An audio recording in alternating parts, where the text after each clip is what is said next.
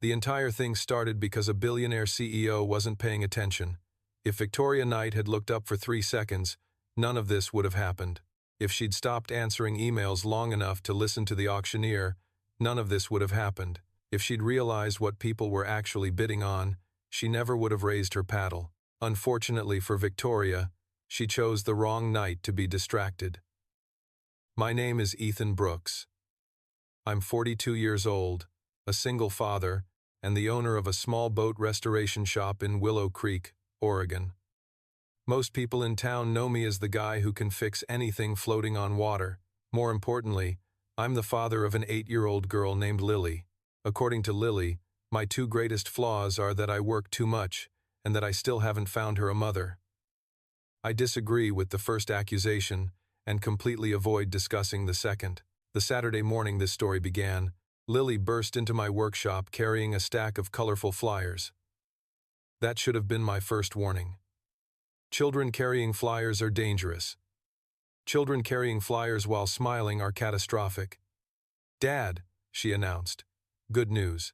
I immediately set down my wrench. "Why does that sound threatening?" Lily ignored me and slapped one of the flyers onto my workbench. Across the top were the words, "Willow Creek Community Charity Gala." I groaned instantly. Every year, the town organized a fundraising event for local schools, youth programs, and community projects. Every year, someone volunteered me for something. Every year, I regretted leaving my house. Lily pointed proudly to a section near the bottom. "Look." I looked. Then I regretted looking. No, yes, absolutely not. Too late. I closed my eyes. There it was. Item number 12. Weekend Family Experience. Spend an entire weekend with Ethan Brooks and Lily Brooks. Includes boating, local events, homemade meals, harbor tour, community activities, and authentic Willow Creek family life. My soul immediately left my body. Completely. Lily. What? Why are we in an auction? My daughter looked genuinely confused. Because we're fun. That's not an answer. The school principal thought it was a great idea. Of course she did. The principal wasn't the one being auctioned. Apparently, during a planning meeting I'd missed, several people had suggested offering local experiences as prizes. Restaurant owners donated dinners, artists donated paintings, business owners donated services. Somehow, Lily convinced everyone that spending a weekend with us would help raise money. The fact that multiple adults agreed with her was deeply concerning. "Nobody is going to bid on this," I said confidently. Lily laughed so hard she nearly fell over. "Dad." "What?" "People love me." The terrifying thing was that she wasn't wrong. Willow Creek adored Lily. She knew everyone's names, remembered every birthday, and somehow convinced complete strangers to help with whatever project she was currently inventing. By the time the gala arrived that evening, I had accepted my fate. The event was held inside the town's renovated harbor pavilion. Hundreds of people attended. Local business owners, families, tourists, donors, community leaders. The atmosphere felt festive and chaotic in equal measure. Meanwhile, nearly 100 miles away, Victoria Knight was having an objectively terrible day. The CEO of Knight Global had agreed to attend the gala for one reason and one reason only. Public relations. Her company was funding a regional education initiative, and someone on her executive team insisted she make an appearance. Victoria planned to arrive, write a large check, smile for a few photographs, and leave before anyone trapped her in a conversation about fundraising. By the time she entered the pavilion, she was already answering emails on her phone. She barely noticed the decorations, barely noticed the crowd, barely noticed anything. Her assistant Ava Reynolds walked beside her carrying a tablet. "Try to look interested." Victoria sighed. "I donated $500,000. Wonderful." Ava smiled. "Now try to look interested." Victoria considered firing her. Again. Unfortunately, Ava was usually right. Across the room, Lily spotted Victoria immediately. Her eyes widened. "Dad." I looked up from my conversation with the marina manager. "What?" Lily pointed dramatically. "Actual billionaire." I followed her finger, then immediately recognized Victoria Knight. Even from across the room, She looked exactly like the photographs, elegant, sophisticated, completely out of place in a small coastal fundraiser. "Wow," Lily whispered. "She's pretty." I nearly choked on my drink. "Lily. What? You're 8. I have eyes." There was absolutely no winning arguments with that child. The auction began shortly after dinner. One by one, items sold successfully. Vacation packages, artwork, boat excursions, weekend retreats, gift baskets. Everything moved smoothly. Meanwhile, Victoria sat near the back of the room answering emails and only half listening to the auctioneer, which turned out to be a catastrophic mistake. Eventually, the auctioneer reached item number 12. "And now," he announced enthusiastically, "our most unique experience of the evening." My stomach immediately tightened. Lily looked thrilled. The giant screen behind the stage displayed photographs of us. Fishing at sunrise, harbor festivals, pancake breakfasts, family game nights. I wanted to disappear. Spend an unforgettable weekend with one of Willow Creek's favorite families. The auctioneer continued. The crowd laughed and applauded. Lily waved proudly. I considered moving to another state. "Who'll start us at $1,000? Several hands immediately rose. My confidence evaporated. Apparently people actually wanted this. The bidding climbed quickly. 1,200, 1,500, 1,800, 2,000. Across the room, Victoria remained focused on her phone. She wasn't listening. She wasn't watching. She was responding to an email about a corporate merger. Then the auctioneer called out another number, 2,500. "Do I hear 3,000? At that exact moment, Ava leaned toward Victoria and asked a question. Victoria absent-mindedly lifted her paddle while answering. The room exploded. Applause, cheers, excited laughter. Victoria looked up in confusion. "What happened?" Ava's eyes widened, very slowly, very painfully. "I think." Another pause. "You just bid $3,000. Victoria blinked. "On what?" The auctioneer grinned from the stage. "Congratulations, Miss Knight." The entire pavilion turned toward her. My stomach dropped. Lily screamed with excitement. Victoria stared at the stage, then at the giant photograph of me and Lily displayed behind the auctioneer, then back at Ava. Silence followed. Complete silence. Finally, Victoria asked the question that would change all of our lives. "Why is there a picture of that family behind me?" And sitting 3 rows away while my daughter celebrated like she'd just won the lottery, I had absolutely no idea that the billionaire CEO of Knight Global had just accidentally purchased an entire weekend with us. I had absolutely no idea that the billionaire CEO of Knight Global had just accidentally purchased an entire weekend with us. For several seconds, nobody moved. The entire pavilion seemed frozen in place. Victoria stared at the stage. The stage stared back. Lily was still celebrating like she'd personally won a championship. Finally, Victoria turned toward Ava. "Explain." Ava was trying very hard not to laugh. "You raised your paddle." "I know I raised my paddle. During the auction. I understand that part." Another pause. Why was there a family on the screen? Across the room, the auctioneer was enjoying himself far too much. "Miss Knight, you've just won our most popular item of the evening." Victoria looked horrified. "A family is an item?" The crowd immediately burst into laughter. Even I couldn't stop myself. Victoria slowly looked around the room and realized everyone else seemed delighted by this situation. She was the only one not enjoying it. Unfortunately for her, Willow Creek had already decided this was the greatest thing that had happened all year. Lily shot out of her chair and sprinted toward Victoria before anyone could stop her. "Congratulations." Victoria blinked. "Thank you. This is going to be amazing." "Is it?" "Absolutely." The confidence in Lily's voice was terrifying. Victoria looked at me as if I might somehow rescue her. I offered an apologetic smile. "In your defense, I didn't vote for this either." That earned the first genuine laugh from her all evening. The auctioneer finally stepped down from the stage and approached with paperwork. Actual paperwork. Victoria looked increasingly alarmed. "There's paperwork? Liability forms. For a weekend? It's mostly because of the boating." Victoria closed her eyes. "Of course there's boating." Lily immediately grabbed Victoria's arm. "Do you get seasick?" "I don't know. We'll find out. My daughter was enjoying this far too much.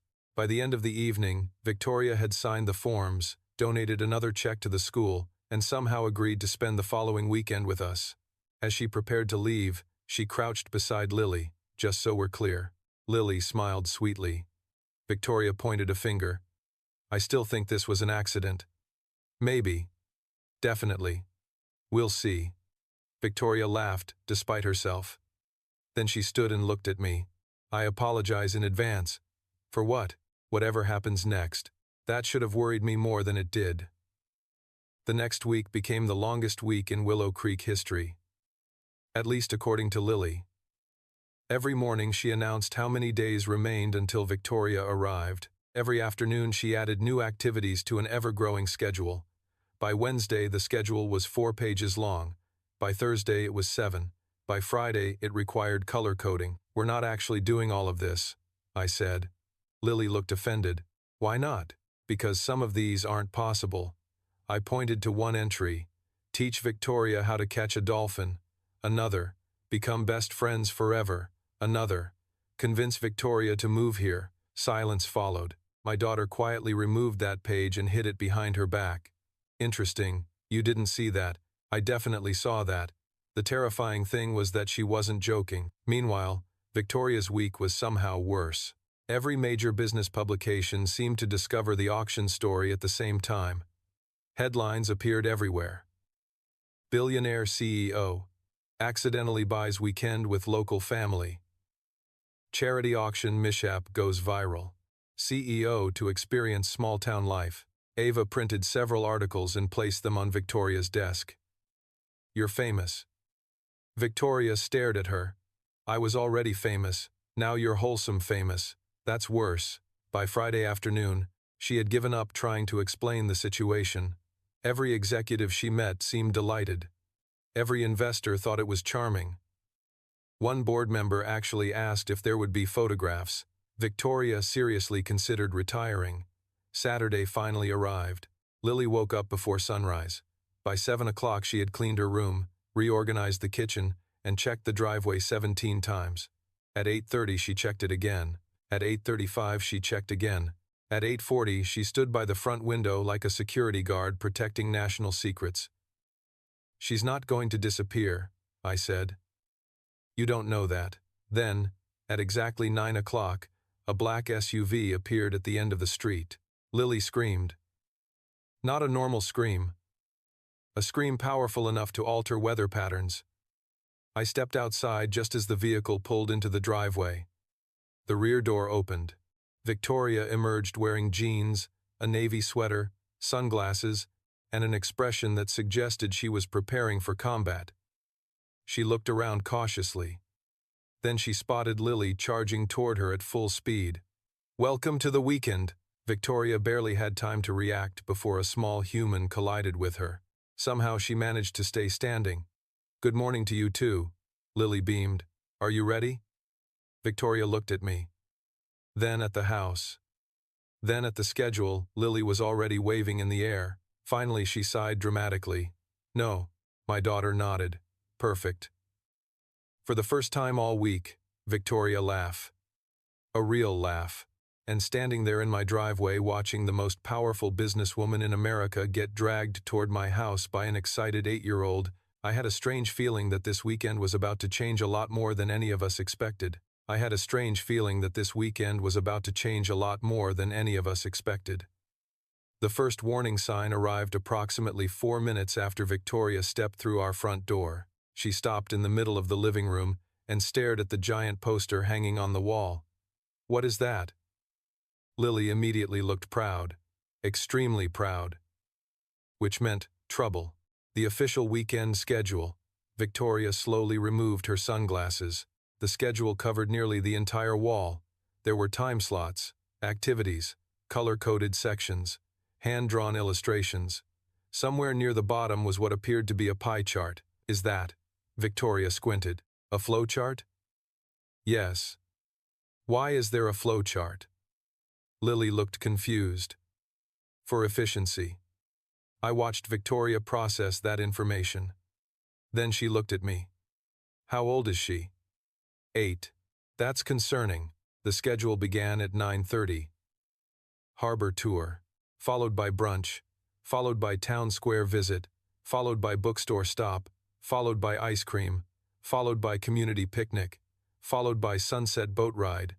Victoria stared at the list. This is 2 days? Yes. It looks like military training. Thank you. Lily accepted that as a compliment. By 10 o'clock we were walking through downtown Willow Creek. The weather was perfect. The harbor sparkled beneath the morning sun. Families filled the sidewalks. Unfortunately for Victoria, everyone in town already knew who she was. "Morning, Victoria," called Mrs. Henderson from her flower shop. Victoria blinked. "Good morning." 2 minutes later another person waved. Then another, then another. By the time we reached the bakery, half the town had greeted her. Victoria leaned closer to me.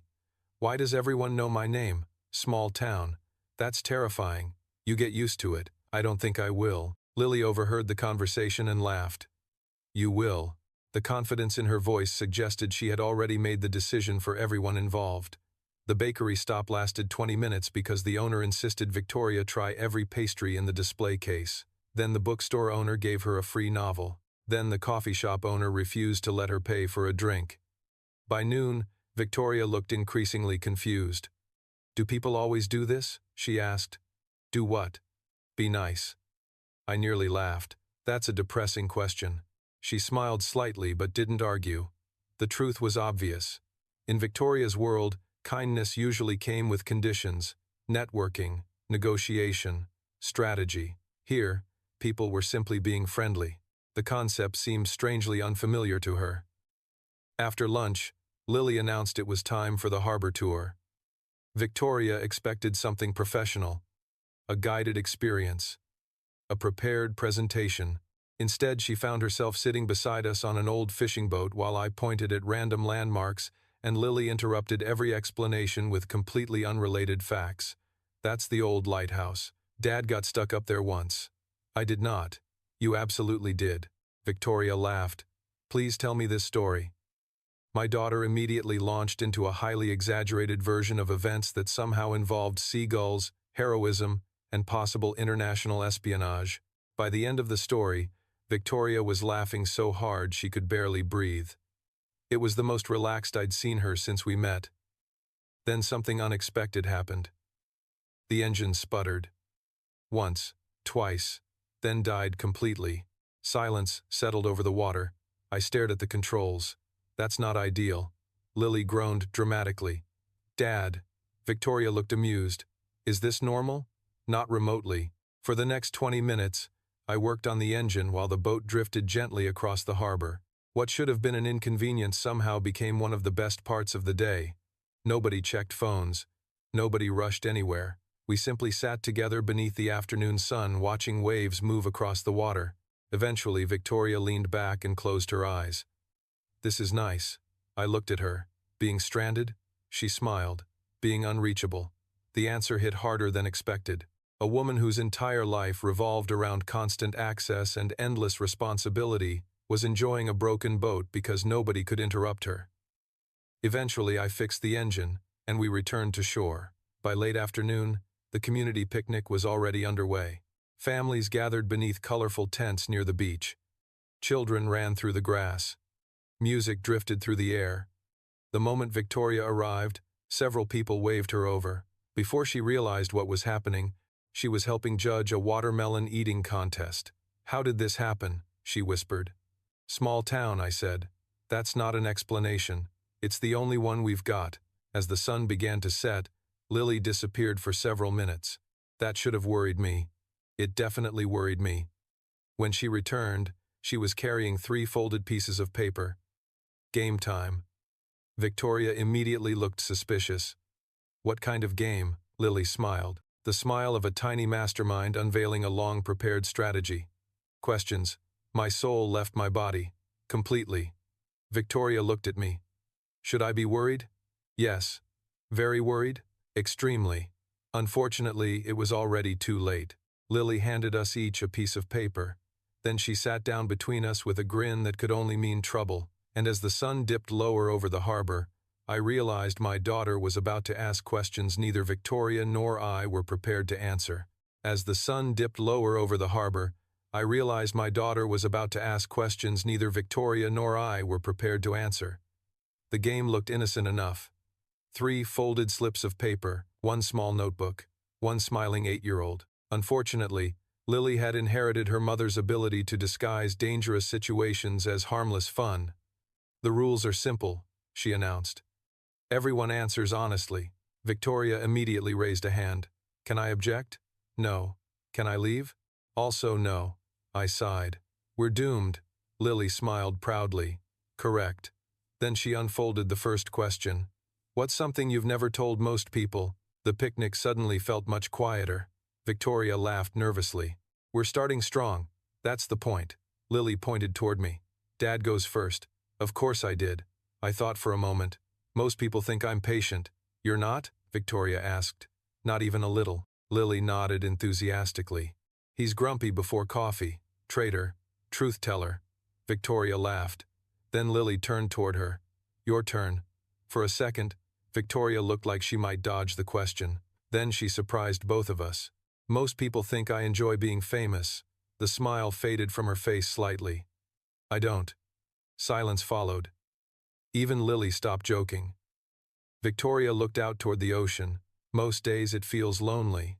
The honesty caught me off guard. She could have chosen any answer. Something safe, something funny.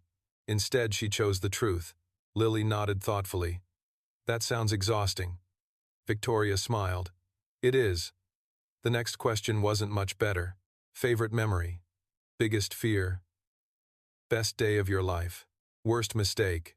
One by one, the answers became more personal, more honest, more real. By the time the sky turned orange, it felt less like a game and more like 3 people slowly lowering their defenses. Then Lily unfolded the final question. Her eyes widened. "Oh, that was not encouraging." "What?" I asked. She looked between us, then grinned. "Who do you trust most?" My soul immediately left my body. Victoria nearly choked on her lemonade. "Your daughter is terrifying. I've been saying that for years." Lily pointed at me first. "Answer." I looked at her, then at the ocean, then back at her. "You." Her smile appeared instantly. Then she looked toward Victoria. The CEO froze, completely froze. For several seconds she didn't answer. Then she surprised all of us again. "Honestly?" Lily nodded. Victoria looked down at the piece of paper in her hands. Then she whispered, "Right now?" Another pause. "Probably you two." Silence followed. Complete silence. The noise of the picnic faded into the background. For a brief moment, nobody spoke. Then Lily stood up and hugged her. No hesitation, no embarrassment. Just immediate affection. Victoria hugged her back. And for a second, I saw something on her face I'd never seen before. Peace. The picnic ended shortly after sunset. Families packed up blankets. Children chased each other across the grass. Music faded into the distance. Most people headed home. Lily, however, still had energy somehow. "Scientists should study children." "One more thing," she announced. My pulse immediately accelerated. "No. Yes. We've already done enough things." "Impossible." Then she pointed toward the harbor. "Boat ride." Victoria laughed. "At night?" "At sunset." My daughter crossed her arms. "It's romantic." The silence that followed was so immediate, it should have been illegal. Victoria looked away. I looked away. Lily looked pleased with herself. 20 minutes later, we were on the water. The harbor glowed beneath the last light of evening. Boats drifted peacefully. The ocean reflected shades of gold and pink. For once, even Lily seemed quiet. She sat near the bow, watching dolphins in the distance, while Victoria and I remained near the stern. Neither of us spoke for a while. Then Victoria smiled softly. "This weekend isn't what I expected." "You mean the hostage situation?" She laughed. "Exactly." The sound carried across the water. Then she looked toward the shoreline, toward the town, toward the lights beginning to appear in windows. I forgot places like this existed. Small towns? Happy places. The answer stayed with me, because there was no joke in her voice. No sarcasm. Just honesty. Then she looked toward Lily. She's extraordinary. I smiled. She gets that from her mother. Victoria nodded slowly. I think she gets it from both of you. The words landed harder than expected. Then neither of us said anything. The silence wasn't uncomfortable anymore. It felt easy, familiar, dangerous. The kind of silence that only happens when two people stop pretending they don't enjoy each other's company. Eventually, we returned to shore. Lily fell asleep in the truck before we even reached home. I carried her upstairs while Victoria waited in the living room. When I came back down, she was standing by the window looking out at the ocean. Long day? I asked. She smiled. Good day. Another pause. Really good day. Then she looked around the house, the family photographs, the old furniture, the signs of an ordinary life. Can I tell you something? Sure. Her smile softened. When I won that auction, she laughed quietly. I thought it was the worst mistake I'd made all month. I leaned against the doorway. And now? Victoria looked toward the staircase where Lily was sleeping upstairs. Then back at me. Now I'm not so sure. For a moment, neither of us looked away. Then her phone rang. The sound shattered everything. Reality, New York, work, the life waiting for her outside Willow Creek. Victoria glanced at the screen and the smile disappeared instantly. I didn't need to ask who it was. I already knew. And as she stared at the incoming call without answering, I suddenly realized this weekend wasn't just changing her. It was forcing her to remember the life she'd been trying very hard to ignore. As she stared at the incoming call without answering, I suddenly realized this weekend wasn't just changing her. It was forcing her to remember the life she'd been trying very hard to ignore. The phone continued vibrating in her hand. The screen glowed against the dark living room. Finally, Victoria silenced the call and slipped the phone into her pocket. You should probably answer that, I said quietly. She laughed without humor. I answer them all week. Another pause. Tonight can belong to someone else. The answer lingered between us. Then neither of us seemed sure what to say next. Eventually, Victoria smiled softly. I should get some sleep. I nodded. The guest room had been prepared earlier that day, after Lily insisted that real weekends require sleepovers. At the time, I thought it was ridiculous. Now I wasn't so sure. The next morning began with chaos, specifically, Lily. At 6:30 in the morning, she burst into the guest room and announced that sleeping was wasting valuable weekend time. Victoria appeared in the kitchen 20 minutes later looking both exhausted and amused. Your daughter is a tiny dictator. I've mentioned that. She made me wake up to watch the sunrise. That sounds like her. Lily looked proud of herself. It was beautiful. The annoying thing was that she was right. After breakfast, the second day of the weekend officially began. According to Lily's schedule, today was family day. The title alone made Victoria nervous. What exactly does that mean? She asked. Lily smiled. You'll see. Those 3 words should terrify everyone. By 10 o'clock, we were at the beach helping prepare for the annual Sandcastle Festival. Every summer, families from across the county participated in a giant competition along the shoreline. The event was part art project, part community tradition, and part excuse for adults to become strangely competitive. Victoria stared at hundreds of people building elaborate structures in the sand. This is serious. Very serious, I said. People train for this. She looked horrified. You're joking. Mostly. Unfortunately, Willow Creek immediately assigned Victoria to our team. The moment people learned she was participating, expectations became unreasonable. We're going to win, Lily announced confidently. Absolutely not, I replied. Absolutely yes, she countered. Victoria looked between us. How bad can it be? 3 hours later, she understood. Completely. Sand covered everything. Her shoes, her jeans, her hair. At one point, she found herself arguing passionately about the architectural integrity of a sand lighthouse. The foundation isn't stable, she insisted. I stared at her. Listen to yourself. She froze, then started laughing. I know, the laughter stayed. It seemed to appear more easily now, more naturally, as if the person she'd become in New York was slowly giving way to the person she'd once been before work consumed everything. By afternoon, Our team had somehow reached the final round. Lily treated this development as evidence of destiny. Victoria treated it as evidence that the judges were confused. Then came the surprise challenge. Each team had to describe what family meant to them. The crowd gathered around. Children sat in the sand. Parents watched from beach chairs. One by one, teams gave simple answers: support, love, trust, home. Then it became our turn. Lily immediately stepped forward. Of course she did. Family, she announced confidently, is the people who stay. Silence followed. The beach suddenly felt very quiet. Lily continued. Sometimes they're the people you're born with. Another pause. Sometimes they're the people you find. My chest tightened instantly. Victoria looked away toward the ocean. Then my daughter smiled. The important part is that they choose each other. For several seconds, nobody spoke. The judges eventually applauded. The crowd followed.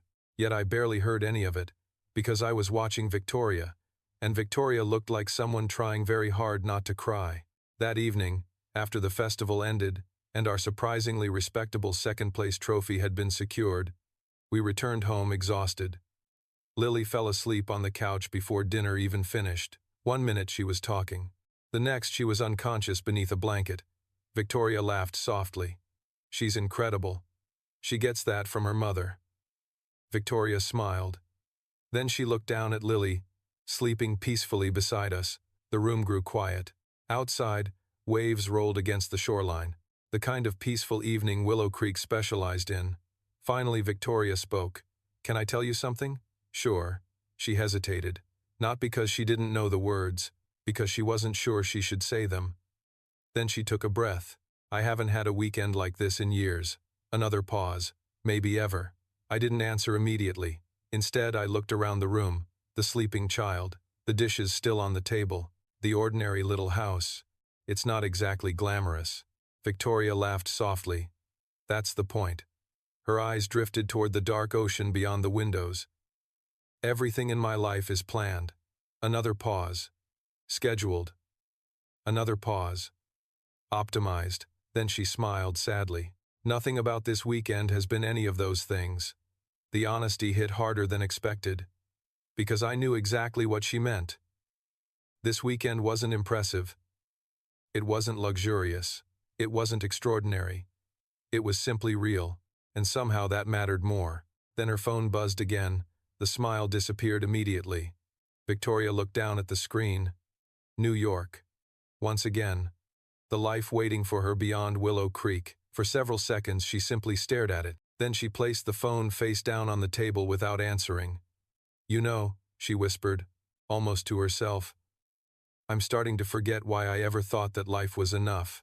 And sitting there beside her while the house settled into evening silence, I realized the weekend was no longer the prize she'd accidentally won.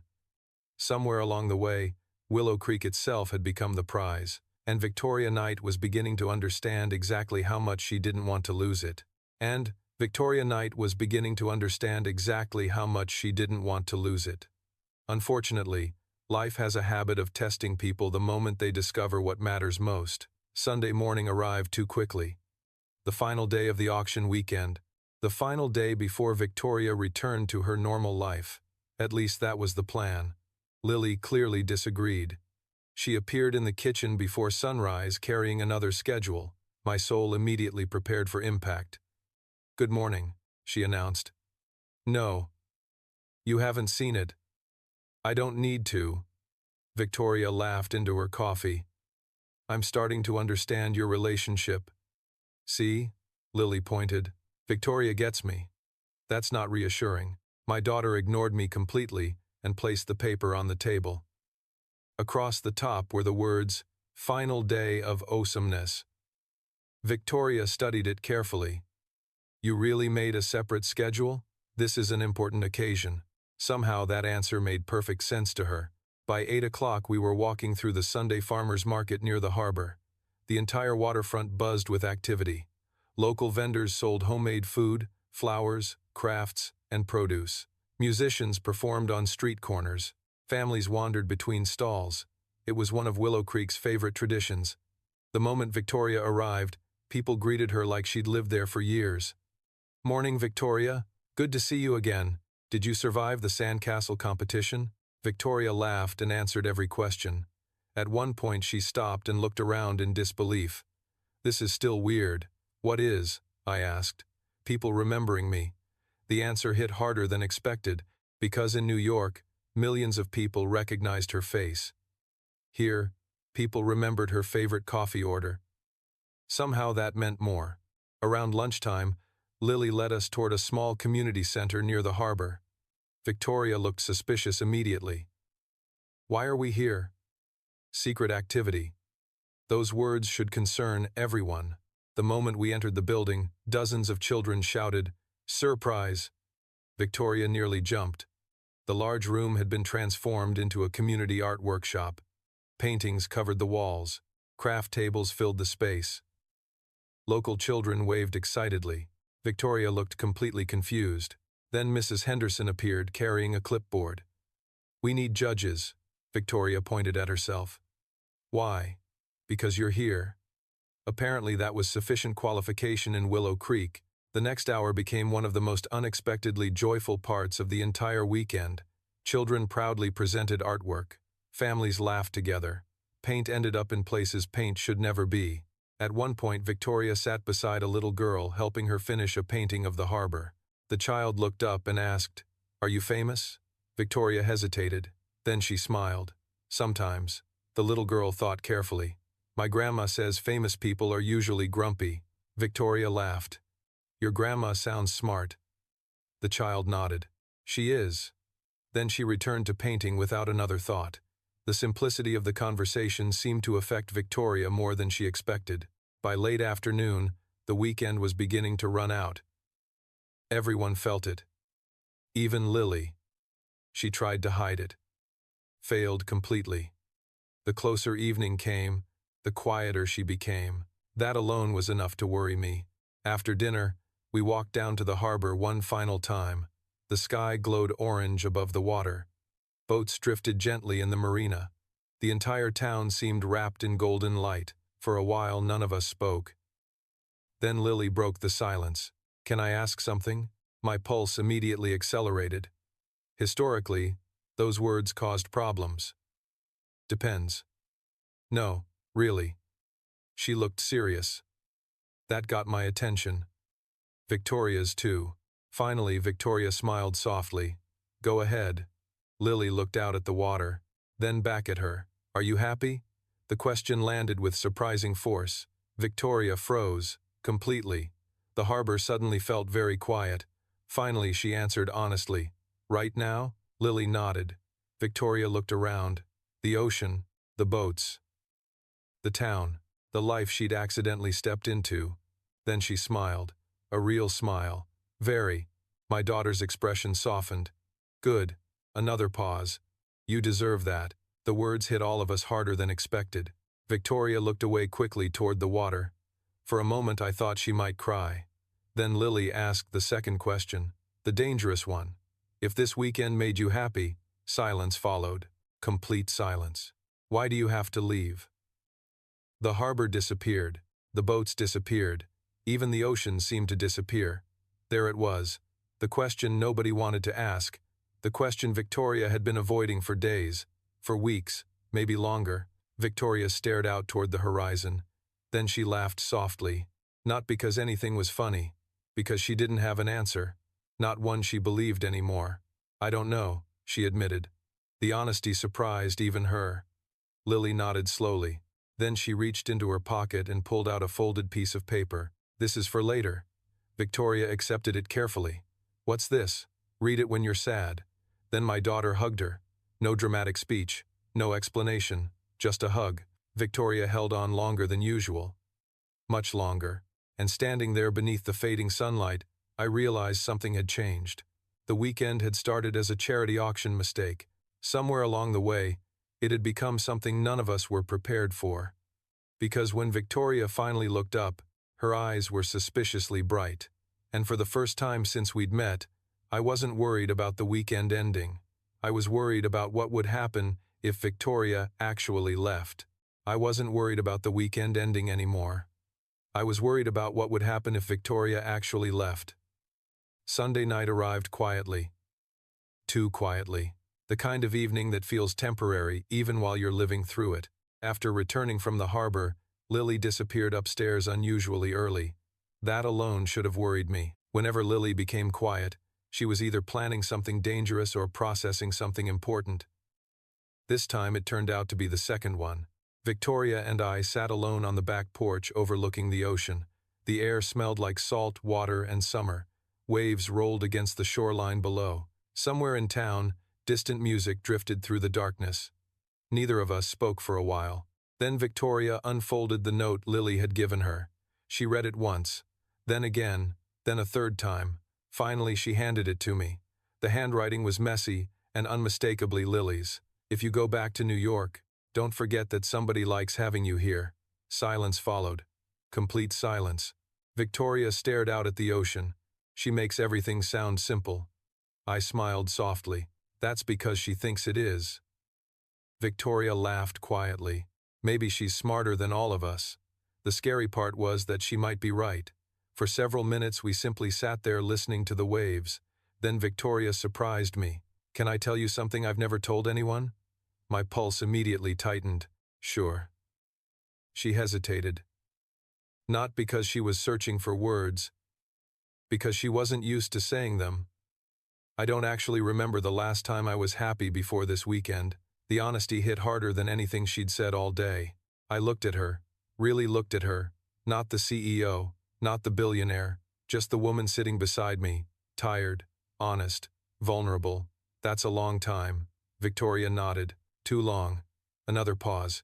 At some point, success became the thing I was chasing instead of the thing I was building. The words lingered in the darkness. Then she laughed softly. "That probably doesn't make sense." "Actually, it does." She looked at me. "Really?" I nodded. "After Claire died, I spent years trying to survive." Another pause. One day I realized surviving had become my entire life. For several seconds neither of us spoke. Then Victoria smiled sadly. "How did you stop?" I thought about that carefully. Then I looked toward the light glowing from Lily's bedroom window upstairs. She wouldn't let me. Victoria followed my gaze. A smile appeared immediately. "Yeah." Another pause. "She has that effect." Monday morning arrived far too quickly. The weekend was officially over. Victoria packed her bag while Lily followed her around the house looking increasingly unhappy. "You could stay another day." Victoria laughed. "I have meetings. Cancel them." "That's not how business works."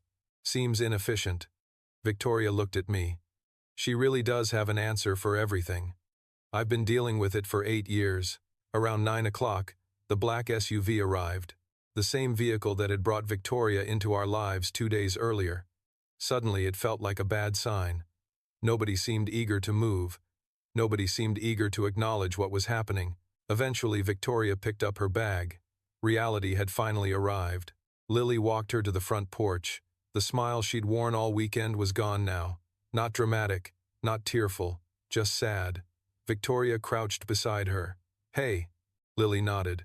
Victoria reached forward and tucked a loose curl behind her ear. "Thank you."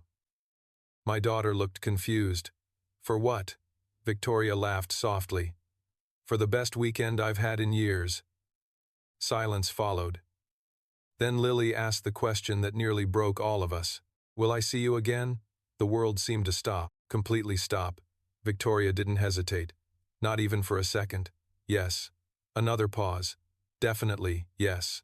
Lily searched her face carefully, looking for any sign of dishonesty. Apparently satisfied, she nodded. Then she wrapped her arms around Victoria one last time.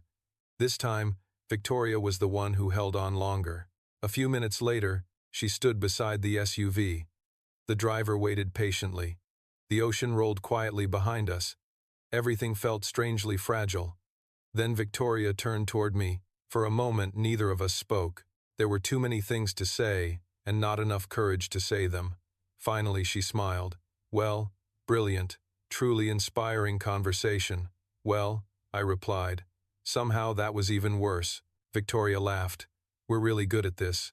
"Clearly." Another pause followed. Longer this time, more dangerous. Then she stepped closer. "Not much, just enough. Thank you for sharing your weekend." My heart immediately forgot how to function. Again, any time. The word slipped out before I could stop it. Victoria smiled. A real smile. Warm, hopeful. Then she nodded slowly. I might take you up on that. And just like that, she climbed into the SUV. The door closed. The engine started. The vehicle slowly pulled away from the curb. Lily waved until it disappeared around the corner. Then she stood there staring at the empty street long after it was gone. Finally she sighed. Dad. Yeah? She's coming back. I looked down at her. You sound pretty sure. Lily smiled slightly. Because she looked at Willow Creek the same way Mom used to look at home. The words hit me like a freight train. Before I could respond, she walked back inside the house, leaving me alone on the porch with a thought I couldn't shake. Because deep down, I had a feeling she was right. I just didn't know how right she was. Because less than 48 hours later, Victoria Knight would make a decision that would shock New York, surprise her board of directors, and change all of our lives forever. Less than 48 hours later, Victoria Knight made a decision that shocked New York, surprised her board of directors, and changed all of our lives forever. It happened on Wednesday morning inside a glass conference room overlooking Manhattan. 12 board members sat around a polished table waiting for answers. Investors were nervous. Executives were impatient. The media had already started speculating about Victoria's future. Everyone expected her to return from Willow Creek refreshed and ready to dive back into work. Instead, she walked into the room carrying a small folded note written in a child's messy handwriting, the same note Lily had given her at the harbor. If you go back to New York, don't forget that somebody likes having you here. Victoria had read it at least 20 times in 2 days. Maybe more. She still couldn't throw it away. The meeting began exactly as expected. Financial reports, growth projections, expansion plans, charts, forecasts, numbers, endless numbers. Victoria listened quietly while staring out the window. For years this room had felt like the center of her universe. Today it felt strangely small. Eventually the chairman folded his hands and leaned forward. Victoria. She looked up. Yes? We need to discuss your long-term plans. There it was. The real reason for the meeting. The room became silent. Every executive watched carefully. The company needs certainty. Another pause. Investors need certainty. Another pause. We need to know you're committed to returning full-time. Victoria looked around the table. 12 people. 12 successful people. 12 people who believed success required sacrifice. She used to believe that too. Then she thought about pancake breakfasts, harbor sunsets, sandcastle competitions, a little girl who treated strangers like family. For the first time in years, the answer felt obvious. I'm not coming back full-time. Silence exploded across the room. Complete silence. One executive blinked. Another dropped a pen. Someone actually muttered, "What?" Victoria remained calm. I've spent 20 years building this company. Another pause. And I'm proud of it. Another pause. But I'm done pretending that success means being miserable. Nobody seemed prepared for that answer. The chairman leaned forward again. Victoria, surely you're not making this decision because of one weekend. Victoria smiled softly. If only they understood. It wasn't one weekend. It was the first time in years she'd remembered what happiness felt like. No, she said. I'm making this decision because of what that weekend reminded me. The room remained silent. Then she delivered the sentence nobody expected. I'm staying in Oregon. This time nobody even tried to hide their shock. Meanwhile, 2,000 miles away, I was repairing a boat engine when my phone buzzed. The screen displayed an unknown number. Normally I ignored those. For some reason, I answered. Hello? Hey. My heart immediately forgot how to function. Victoria. I leaned against the workbench. Hey. Silence followed. Not awkward silence. Anticipation. Then Victoria laughed softly. I think I just caused several executives to reconsider their life choices. I couldn't help smiling. That bad? Worse. Another pause.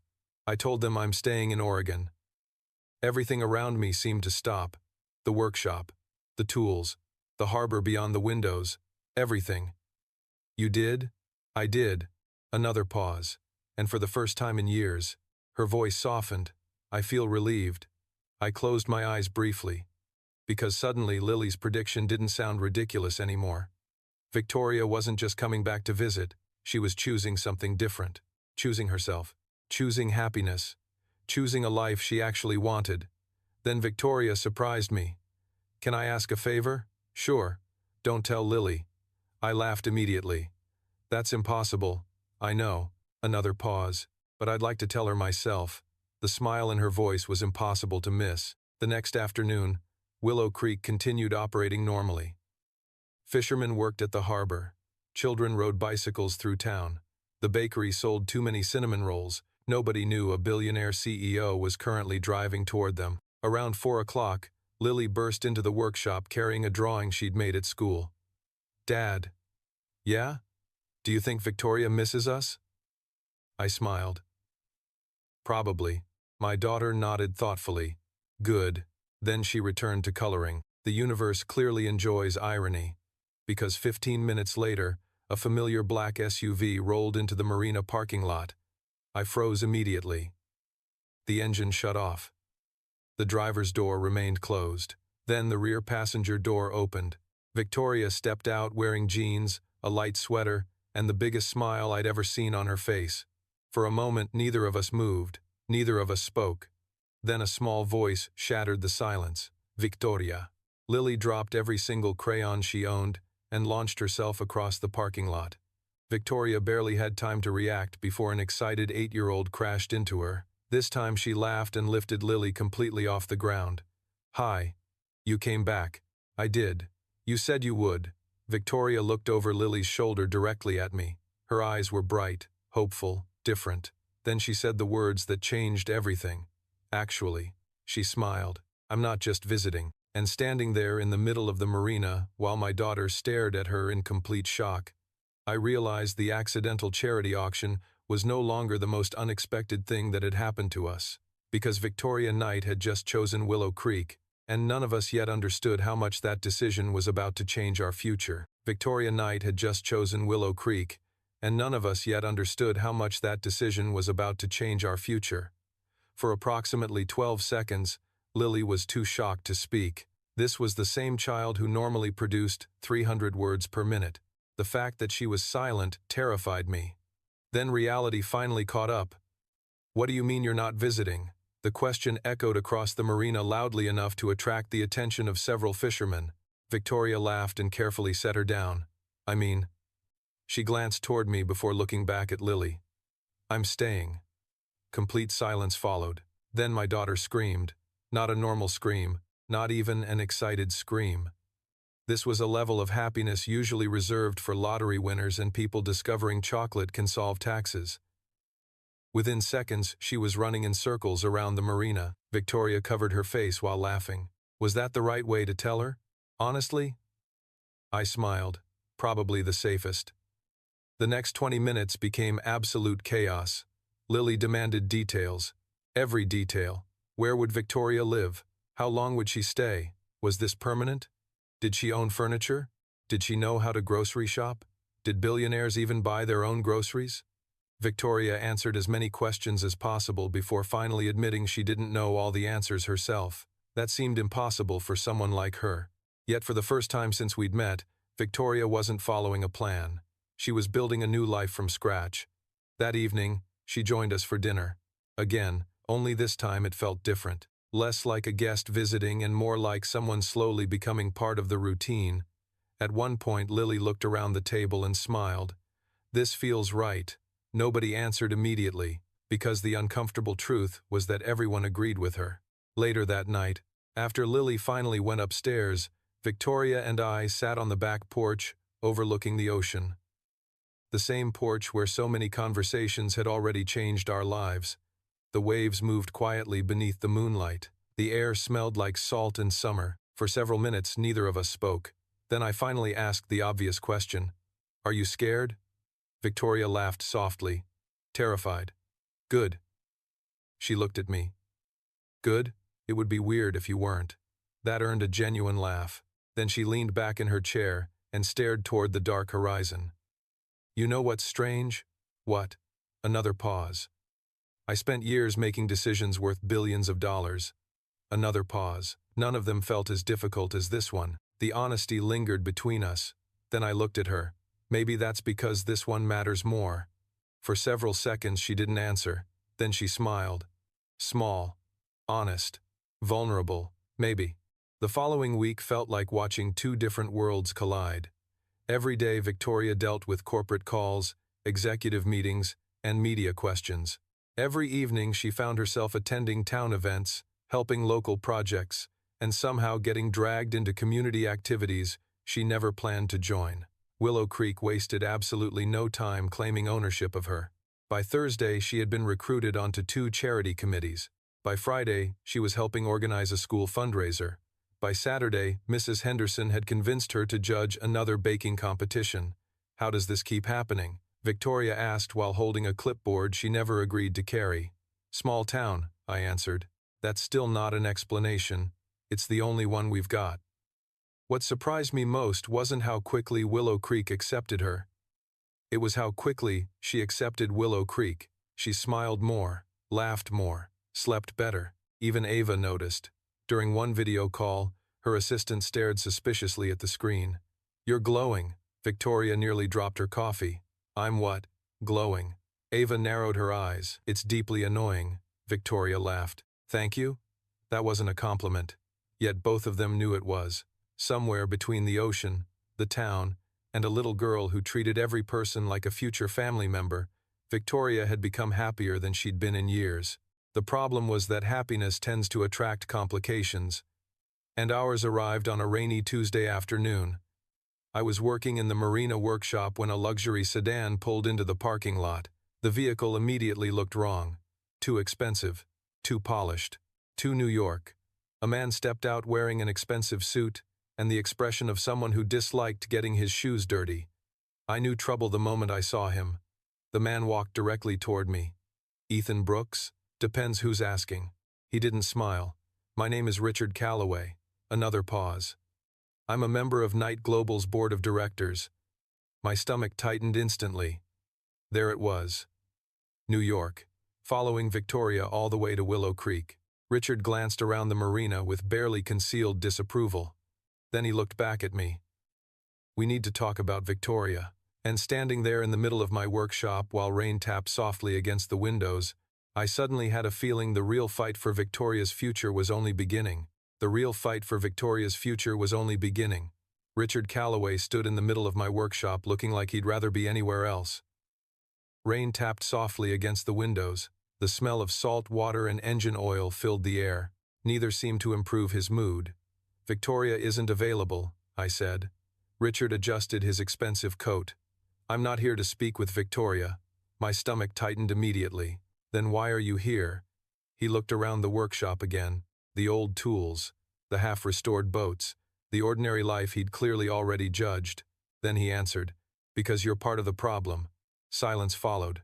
Complete silence. I stared at him. That's a hell of an opening line. Richard didn't smile. Apparently humor had never been introduced to him. Victoria is making emotional decisions. Another pause. Dangerous decisions. Another pause. Decisions influenced by this place. I leaned against the workbench. You mean she's happy? The look on his face suggested that happiness ranked surprisingly low on his list of priorities. Knight Global employs over 30,000 people. And Victoria has responsibilities. I nodded slowly. So do I. Richard seemed annoyed that I wasn't intimidated. You don't understand what's at stake. That earned a laugh. A genuine one. Funny. He frowned. What's funny? Everyone from New York keeps saying that. Another pause. Maybe you're the ones who don't understand. For the first time, something resembling frustration appeared on his face. Unfortunately for him, Willow Creek had spent years teaching me how to deal with stubborn people. Usually through fishing boat owners. Eventually Richard left without accomplishing much. Yet his visit stayed with me. Because beneath all the arrogance was a simple truth. New York wasn't finished fighting for Victoria. Not even close. That evening, Victoria arrived carrying takeout containers and an exhausted expression. The moment she saw my face, she knew something was wrong. What happened? I hesitated. Then sighed. Richard Calloway happened. She froze instantly. He came here? To the workshop. The color drained from her face. I'm going to fire him. Can you still do that? Probably not. Another pause. But I'm going to try. For the next several minutes she paced across the kitchen while Lily listened with open fascination. My daughter treated corporate drama the way other children treated superhero movies. So he's like the villain? She asked. Victoria laughed despite herself. It's more complicated than that, Lily thought carefully. Okay. Another pause. But mostly villain? Neither of us had a good answer. Eventually, dinner distracted everyone. Then came homework. Then dishes. Then another ordinary evening. The strange thing was that Victoria fit naturally into all of it now. She knew where the coffee mugs were. She knew which chair Lily always claimed at the table. She knew how to navigate our routines without feeling like a visitor. That realization hit me unexpectedly hard. 3 days later, Willow Creek hosted its annual Harbor Music Festival. The entire waterfront transformed into a celebration. Local bands performed. Food vendors lined the boardwalk. Families crowded the harbor. It was impossible to walk 20 feet without seeing someone you knew. Victoria arrived late in the afternoon wearing jeans and a light jacket. The moment she stepped onto the boardwalk, people greeted her from every direction. Victoria! Good to see you! You coming to the concert tonight? She laughed and answered every greeting. Then she looked at me. This is still weird. You say that every week. Because every week it's still weird. Lily rolled her eyes dramatically. That's called having friends. Victoria opened her mouth to respond, then stopped. The word seemed to affect her. Friends. Such a simple thing. Yet somehow she'd built an empire before building that. The festival continued into the evening. Music drifted across the water. Strings of lights reflected on the harbor. The atmosphere felt almost magical. Then, just after sunset, something happened. The mayor stepped onto the stage and tapped the microphone. Before we continue, the crowd slowly quieted. There's someone we'd like to recognize. Victoria immediately looked nervous, which meant she was absolutely the person being recognized. Over the past few months, the mayor continued, one member of our community has quietly helped fund local projects, supported our schools, expanded our youth programs, and somehow survived judging 3 separate baking competitions. Laughter spread through the crowd. Victoria covered her face. Oh no. Too late. The entire audience was already looking at her. Then the mayor smiled. Victoria Knight, would you come up here? The applause began instantly. Hundreds of people, families, friends, neighbors, people who genuinely cared about her. Victoria stood frozen. For a moment she looked overwhelmed. Then Lily grabbed her hand. Go. Victoria swallowed hard. I don't like attention. Too bad. My daughter pointed toward the stage. This is happening. The crowd continued applauding. Eventually Victoria made her way through the audience. As she climbed the steps, the applause grew louder. Not because she was famous, not because she was rich, because she belonged there, because she had become one of them. Standing on that stage beneath the harbor lights, Victoria looked out at the town that had somehow changed her life. Then she spotted Lily cheering wildly in the front row. She spotted me standing beside her. And for a brief second, emotion crossed her face so openly that it took my breath away. Because in that moment, she wasn't looking at a crowd. She was looking at home. The problem was that home had just made itself visible to everyone, including New York. And somewhere beyond Willow Creek, people like Richard Calloway were already preparing their next move. Somewhere beyond Willow Creek, people like Richard Calloway were already preparing their next move. The attack came faster than anyone expected. 3 days after the Harbor Music Festival, Victoria woke up to find her name dominating financial news websites across the country. At first, she assumed it was another article about her decision to remain in Oregon. Then she started reading. The first headline made her stomach drop. Billionaire CEO abandons company for small-town romance. The second was worse. K&IT Global Board, concerned about CEO's distractions. The third was pure fiction. Insiders question whether Victoria Knight can still lead. By noon, every major business network was discussing her personal life. By 2 o'clock, investors were demanding explanations. By 3 o'clock, Richard Calloway had officially crossed a line. Victoria called me shortly after 4. The moment I answered, I knew something was wrong. She sounded furious, not annoyed, not frustrated, furious. Richard leaked information. I stopped what I was doing immediately. What kind of information? Victoria laughed bitterly. The kind that was supposed to remain private. Another pause. Apparently my life is now a public debate. My grip tightened around the phone. What are you going to do? Silence followed. Then her voice became very calm, dangerously calm. I'm going to remind him who built that company. The call ended shortly after that. For the first time since she'd arrived in Willow Creek, Victoria looked less like the woman who wanted peace and more like the CEO who had spent 20 years conquering boardrooms. The difference was honestly terrifying. The next morning, Knight Global held an emergency virtual board meeting. Every executive attended. Every major board member attended. Richard Calloway attended. Unfortunately for him, so did Victoria. The meeting lasted nearly 2 hours. Most of it involved people talking around the actual problem. Then eventually Victoria decided she'd heard enough. Let's stop pretending. Silence filled the conference room. Every face turned toward her. Victoria folded her hands. The articles came from someone inside this board. Nobody spoke. Nobody moved. Then her eyes landed directly on Richard. Would you like to explain why confidential conversations somehow reached the media? Richard immediately attempted the corporate version of a disappearing act. Unfortunately, Victoria had spent 20 years dealing with people exactly like him. Within 15 minutes, evidence was presented. Email records, messages, internal communications. By the end of the meeting, nobody was defending Richard anymore. Not even Richard. Victoria didn't raise her voice once. She didn't need to. The calm version of Victoria was somehow much scarier. When the meeting ended, Richard Calloway was no longer a board member. News traveled quickly, even faster than usual. By dinner time, Ava called Victoria laughing so hard she could barely speak.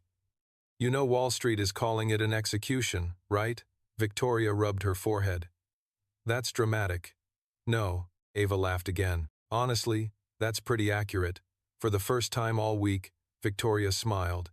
Meanwhile, Willow Creek responded to the media storm in the most Willow Creek way possible. They ignored it. Completely. The bakery still opened at 6. The marina still repaired boats. Children still rode bicycles through town. Nobody cared what financial analysts thought. They cared whether Victoria was okay. Mrs. Henderson delivered flowers. The diner owner delivered pie. 3 separate families delivered casseroles for reasons nobody could explain. Why are there so many casseroles? Victoria asked while staring at the growing collection in her kitchen. Lily shrugged. That's how small towns fight. Honestly, that was the best explanation available. That Saturday, the entire town gathered for the annual Harbor Market celebration. Music filled the waterfront. Vendors lined the boardwalk. Families crowded every corner of town. Victoria almost didn't attend. The media attention had exhausted her. The board battle had exhausted her. Everything had exhausted her. Then Lily showed up at her front door at 8 in the morning, carrying a handmade sign. No. Victoria looked at the sign. Community fun is not optional. Absolutely not. Yes, this feels illegal. Probably. 30 minutes later, Victoria was walking through the harbor beside us. The moment people saw her, something remarkable happened. Nobody mentioned the headlines. Nobody mentioned New York. Nobody mentioned Richard Calloway. They simply welcomed her back. The effect was immediate. The tension she'd carried all week slowly disappeared. By afternoon she was laughing again. By evening she was helping children judge a pet costume contest she never agreed to participate in.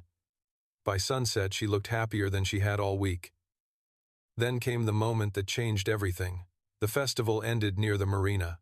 Families gathered along the waterfront, watching the sunset paint the ocean gold. Victoria stood beside me while Lily chased other children across the docks. For several minutes neither of us spoke. Then Victoria smiled softly. You know. Another pause. A year ago I would have thought all of this was ridiculous. The pet costume contest? She laughed. Definitely that. Then her expression softened. All of it. She gestured toward the harbor, the people, the town, the life she'd chosen. I would have thought happiness was something you earned after success. Silence followed. Then she looked directly at me. Now I think success is meaningless without it. My heart immediately forgot how to function. Again. Before I could answer, a familiar voice interrupted from the dock. Good. We both turned. Lily stood there with her hands on her hips. Because I'm not doing another charity auction. Victoria laughed so hard she nearly doubled over. I started laughing too. Even Lily eventually joined in. And standing there together beneath the sunset, while laughter echoed across the harbor, I realized something important. The fight with New York was over. The board battle was over. The media storm was over. All that remained now was the future. And for the first time, that future looked exactly like something worth fighting for. For the first time, the future looked exactly like something worth fighting for. Summer slowly faded into autumn. Autumn gave way to winter. And somehow, without any of us noticing, Victoria Knight stopped being the billionaire CEO who accidentally won a weekend with our family and became something far more important. She became part of it. Life settled into a rhythm that felt surprisingly natural. Victoria still worked. Knight Global continued thriving. She attended meetings, gave interviews, and occasionally flew to New York when absolutely necessary. But she always came home to Willow Creek. Home. The word no longer sounded strange. It fit her now. Every morning she walked along the harbor before work. Every Friday she joined us for dinner.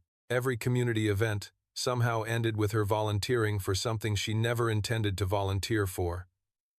According to Victoria, Willow Creek was a highly organized trap disguised as a coastal town. According to Lily, that was the nicest thing anyone had ever said about Willow Creek. The months passed quickly. Christmas arrived, then New Year's, then spring. Through it all, one thing became impossible to ignore. Victoria wasn't just building a new life. She was building a family. She attended school events, helped with science projects, survived parent volunteer meetings, learned that elementary school fundraisers were somehow more stressful than board meetings. At one point, she spent 3 hours helping Lily build a model lighthouse for a class project. When they won first place, Victoria celebrated harder than she had after several corporate acquisitions. "You know that's not normal, right?" I asked. She smiled proudly. "We're champions." There was no arguing with that logic. The following summer brought the anniversary of the charity auction. Willow Creek treated the occasion like a national holiday, mostly because Lily insisted it was historically significant. Banners appeared around town. The bakery created a limited edition pastry called the Accidental CEO. Nobody asked permission. Victoria pretended to be horrified. Secretly, she loved every second of it. On the morning of the anniversary festival, the harbor buzzed with excitement. Families filled the waterfront. Boats lined the marina. Music drifted through the air. It felt almost exactly like the day everything began. Except this time, Victoria wasn't a visitor. She belonged there. By late afternoon, the festival was in full swing. Children played games near the docks. Local bands performed on stage. Food vendors filled the boardwalk. Victoria stood beside me watching the harbor while Lily ran around organizing activities she had absolutely no authority to organize. "She's becoming powerful," Victoria observed. "We're all in danger." I nodded. "I've accepted that." Victoria laughed. Then her expression softened as she looked across the water. "You know." Another pause. "That weekend changed everything." "Yeah, I almost didn't come." I smiled. "You definitely didn't want to come." "I really didn't." We both laughed. Then silence settled comfortably between us. The kind of silence that only exists when two people know each other completely. Then Victoria looked at me. Really looked at me. The smile slowly faded into something softer, more emotional, more vulnerable. My heart immediately began misbehaving. Again. Then a familiar voice interrupted from behind us. Finally, we turned. Lily stood there holding a lemonade and looking deeply disappointed in humanity. "What?" I asked. She rolled her eyes. "You two are incredibly slow." Victoria covered her face.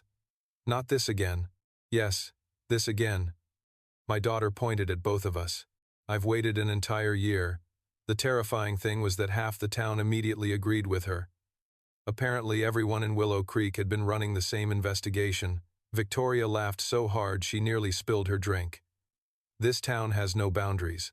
"Correct," Lily said proudly. As the sun began setting over the harbor, the festival moved toward its final event. Families gathered near the waterfront. String lights illuminated the boardwalk. The ocean reflected shades of gold and orange. It was beautiful, perfect, even, which was exactly why my pulse felt like it was trying to escape my chest. Victoria noticed immediately. "You're nervous." "No, I'm not. You're terrible at lying." Unfortunately, she was right. For weeks I had carried a small velvet box in the truck, then in my workshop, then in my jacket pocket, waiting, searching for the right moment. Eventually I realized there was never going to be a perfect moment. There was only now. So I reached into my pocket. Victoria froze, completely froze. Her eyes widened. Across the harbor, Lily saw what was happening before anyone else. Of course she did. "Oh my God," the shout echoed across the waterfront. Every head turned toward us instantly. There was no backing out now. Somewhere nearby, Mrs. Henderson started crying before anything had even happened. I laughed nervously. Then I stepped forward. A year ago, a little girl convinced a billionaire CEO to spend a weekend with us. Victoria's eyes were already shining with tears. Around us, the harbor grew quiet. Neither of us knew that weekend would change everything. Another pause. "You gave Lily someone she could look up to." Another pause. "You gave this town someone to love." My voice softened. "And you gave me something I thought I'd lost forever." Tears rolled freely down Victoria's cheeks now. Then I dropped to one knee. The entire harbor gasped, even though everyone already knew what was happening. Victoria Knight. My heart hammered so loudly I was amazed anyone could hear me. "Will you marry me?" For one impossible second, the world stopped. The ocean stopped. The crowd stopped. Time itself seemed to stop. Then Victoria started laughing and crying at the same time. Yes. Another tearful laugh. Obviously yes. The harbor exploded. Applause thundered across the waterfront. People cheered. Children screamed. Someone launched fireworks from a boat despite having no official permission. Then Lily sprinted between us like she'd just won the Super Bowl. "I knew it," she shouted.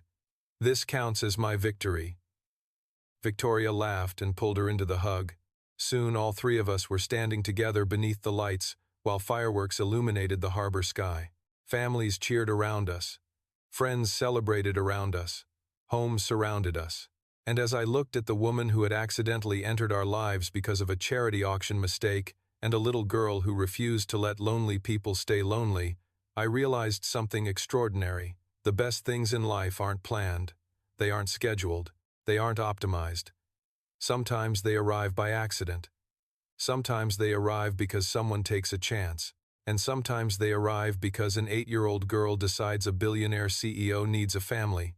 Standing there beneath the fireworks with Victoria in my arms and Lily celebrating like a champion, I finally understood the truth.